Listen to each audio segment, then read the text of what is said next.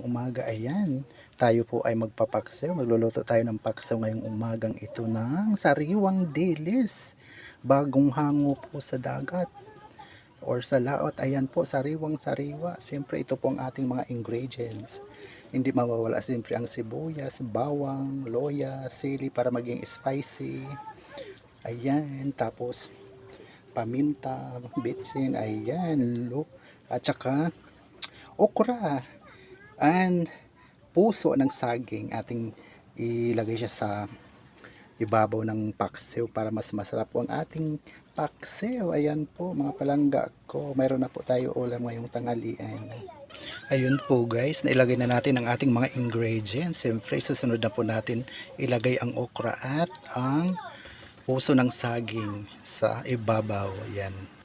Mga palangga ko guys, ayan na, ilagay na natin sa ibabaw ng paksiw nating dilis na sariwa ang okra at puso ng saging. Ayan, ready to cook na po siya. Atin na pong buksan ang ating kalan.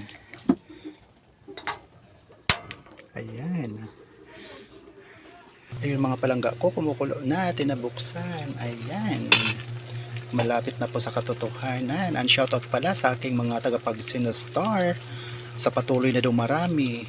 Shout out to Maya Kayama, Jing Unahubik, Jim Menjola, DJ Jabalos, Leo De La Torre, Limol Garcolis Kayamodo, Melinda Kilesti, Mards Botos, Journeys Armada, Aurora Kashihara, Jessica Sotelo Valdez, Yolando Shirley, Russell Lasso, Gracia Garcia Benito, Ilse Delpin, M. Cordero, Christian Jojo Cristobal, Lua Mudar Armelia, and GM Castro TV Vlog. At syempre shout out din sa aking mga tagapag-shares ng lahat ng aking video na ina-upload sa aking social media account, lalo na sa Reels at sa Live. Ate Ding Istoy, Lua Mudar Armelia, Arcela Ilaponay, Ate Josie Guardiano, Ma'am Pitsi Bujano, Marashila Lumikay Mundigo, Alicia Sambahon, Wilgin Tis,